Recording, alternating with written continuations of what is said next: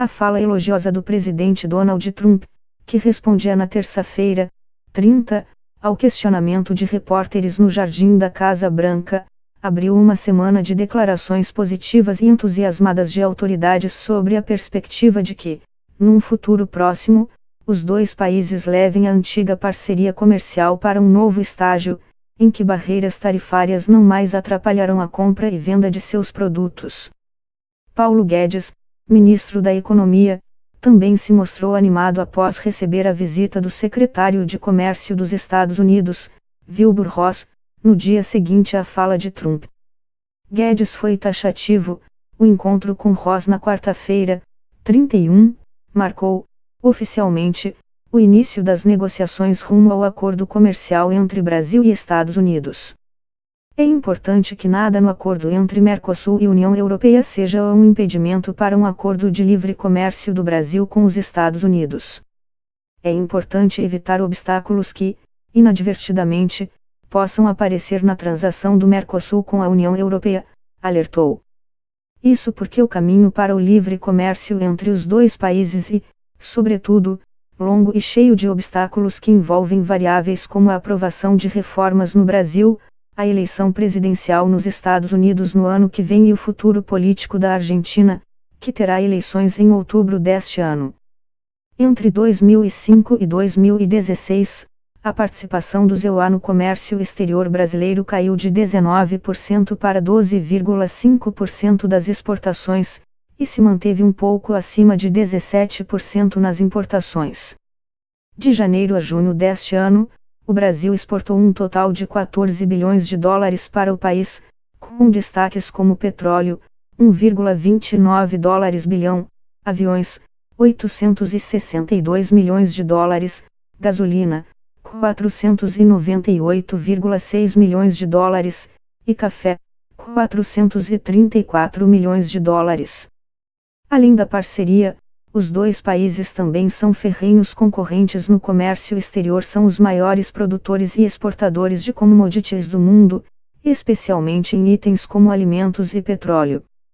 Hoje estamos sendo uma noiva cobiçada, explica José Augusto de Castro, presidente da Associação de Comércio Exterior do Brasil, AEB, e ex-diretor da Fundação Centro de Estudos do Comércio Exterior, FUNSEX. A razão principal, na lógica das analogias aos relacionamentos amorosos, seria uma espécie de ciúme.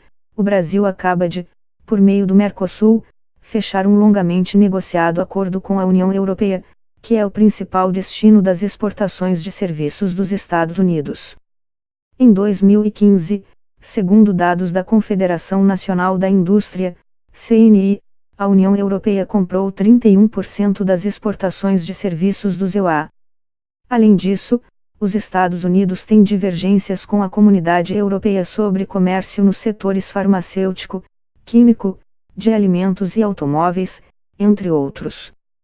Com o acordo do Mercosul, as commodities que o Brasil vai vender para a União Europeia serão sem tarifas. Por outro lado, o que os EUA comprarem da União Europeia vai ser tarifado.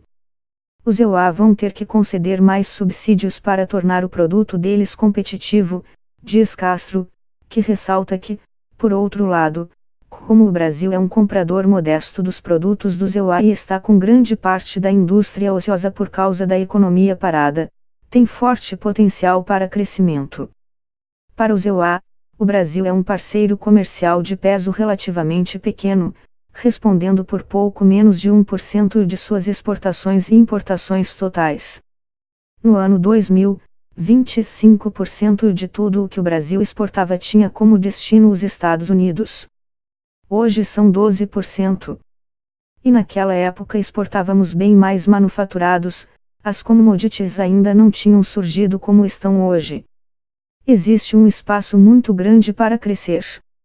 O diplomata Rubens Barbosa, ex-embaixador do Brasil em Washington e presidente executivo da Associação Brasileira da Indústria do Trigo, ABTrigo, concorda que foi o acordo com a União Europeia que motivou a súbita aproximação dos EUA. Barbosa participou, inclusive, de uma das reuniões de Ross no Brasil, quando o secretário esteve na sede da Federação das Indústrias do Estado de São Paulo, Fiesp, na segunda-feira, 29, para discutir o comércio bilateral entre Brasil e EUA. Ele destaca, no entanto, que Ross não falou na intenção de chegar a um acordo de livre comércio, como fez Donald Trump, mas sim de uma aproximação comercial mais intensa entre os dois países. Ele falou que a gente tem que avançar muito, que há muitas restrições aqui, que tem que fazer acordo de investimento com os americanos, que tem que ver como fica esse acordo da União Europeia com o Brasil. Outro aspecto que favorece a atual aproximação nos EUA, na visão tanto de Barbosa quanto de Castro, é a perspectiva de que, desta vez, o Brasil aprove suas reformas estruturais que permitam reduzir o custo de se produzir no país, para que os preços das exportações sejam mais competitivos em relação aos concorrentes. Caso as reformas sejam aprovadas e caia o custo Brasil, que é o objetivo de todos, o país passa a ser um exportador mundial não apenas para a América do Sul, que é para quem vendemos manufaturados hoje. Porque o nosso custo logístico só permite esse voo de galinha, afirma Castro, que cita na lista de reformas prioritárias a da Previdência e a tributária que, para as exportações, é ainda mais importante. Atualmente o Brasil tenta exportar imposto com um produto agregado. O principal custo, que encarece o produto que o Brasil exporta, é o imposto, diz o especialista da AEB. Firmar acordos com parceiros que comprem nossos produtos não é o único passo necessário para que o Brasil se torne um grande exportador, alerta Castro. Reduzir os preços do produto de exportação brasileiro é fundamental para aumentar as vendas para os Estados Unidos, ele acrescenta. Os EUA são o maior importador mundial de manufaturados, é a vitrine do mundo. E a prioridade para o americano é preço, ele compra preço, diz. Em quantidade de produtos manufaturados, estamos exportando menos do que exportamos em 2005. Nós paramos no tempo, nós não existimos no mundo, lamenta. Ao longo da década de 2000, diversos acordos preferenciais foram assinados pelos EUA, inclusive com países latino-americanos. Em todos eles, é adotado o modelo NAFTA, em que se cria uma zona de livre comércio na qual tarifas e certas barreiras ao comércio de bens e serviços serão gradualmente eliminadas em um período de 15 anos. Tudo mudou em 2017, quando o presidente do EUA assinou uma ordem executiva para iniciar a saída do país do Tratado de Associação Transpacífico, TPP, na sigla em inglês, negociado pelo governo de Barack Obama e assinado por 12 países, Austrália, Brunei, Canadá, Chile, Japão, Malásia, México, Nova Zelândia, Peru, Singapura, Estados Unidos e Vietnã, que representam 40% da economia mundial e 1/3 do comércio global. Trump também exigiu na ocasião a renegociação do NAFTA, Acordo de Livre Comércio integrado por Estados Unidos, Canadá e México, e vai abandonar o tratado a menos que o país consiga um acordo justo. Por isso, chama a atenção o atípico clima de afagos poucas vezes tão explícito entre dois presidentes. No mesmo dia em que falou da intenção de formar livre comércio com o Brasil, o presidente americano não poupou elogios ao colega brasileiro. Eu tenho um ótimo relacionamento com o Brasil. Eu tenho um relacionamento fantástico com o seu presidente. Ele é um grande cavalheiro. Dizem que ele é o Trump do Brasil. Eu gosto disso, é um elogio. Eu acho que ele está fazendo um ótimo trabalho. É um trabalho duro, mas acho que seu presidente está fazendo um trabalho fantástico. Ele é um homem maravilhoso com uma família maravilhosa, disse o presidente dos EUA aos jornalistas na Casa Branca. Para Rubens Barbosa, as promessas entre Trump e Bolsonaro são, até agora, movimentos muito mais políticos que comerciais. Eu acho que isso é uma coisa de leva e traz. Você tem uma eleição nos EUA no ano que vem, eles não vão negociar nada antes disso. Essa súbita mudança americana é resultado do acordo com a União Europeia, reafirma Barbosa. A vinda dos EUA aqui agora, o Trump elogiando enfaticamente o Bolsonaro, isso não é típico dos Estados Unidos, ainda mais do Trump, que é ele, depois ele, depois ele. Então está muito mais um cenário político do que um cenário comercial, diz o ex-embaixador.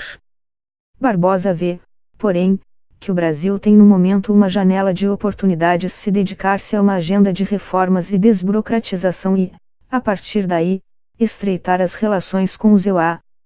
O que acho que vai acontecer, que eu acho muito positivo, é uma ação conjunta dos dois países para a facilitação do comércio, para a redução da burocracia, para a desburocratização das regras do comércio, que vai na direção de um acordo, diz. Pelas regras do Mercosul, bloco composto por Brasil, Argentina, Uruguai e Paraguai, acordos comerciais com outros países precisam ser negociados de forma conjunta pelo bloco.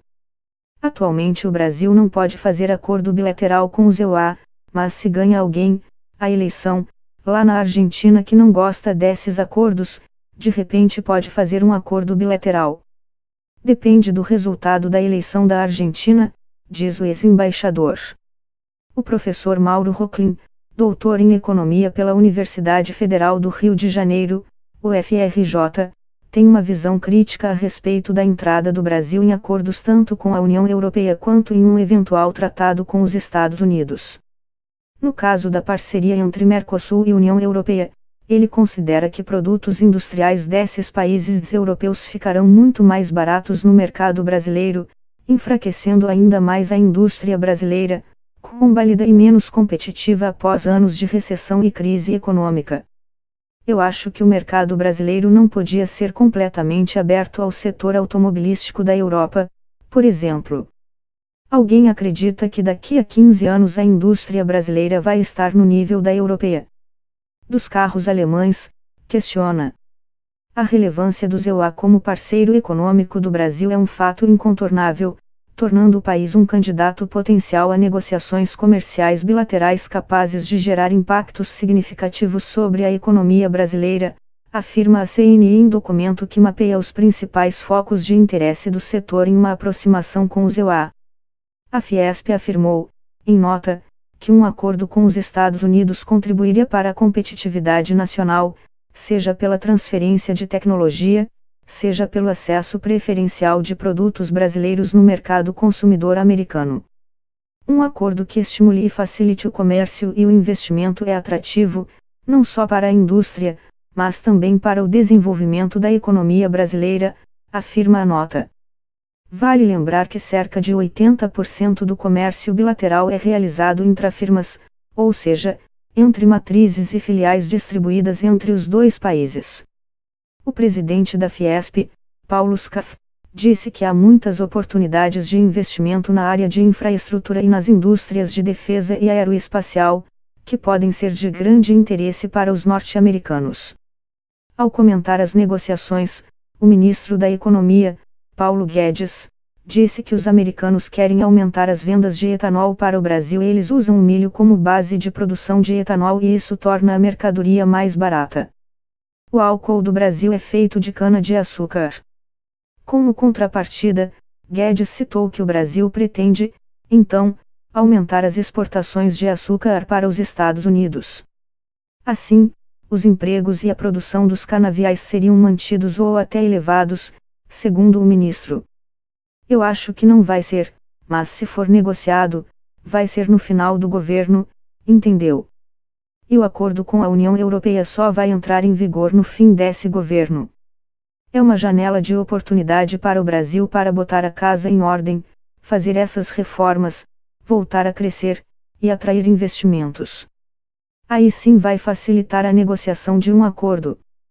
Mas por enquanto é tudo manifestação e intenção, diz. Castro, da AEB, ressalta que, antes de ampliar as vendas para o exterior, é importante que o Brasil resolva as questões que o impedem de ser um exportador em escala global, a preços competitivos. Disso depende todo e qualquer acordo em que o Brasil tentar avançar nos próximos anos.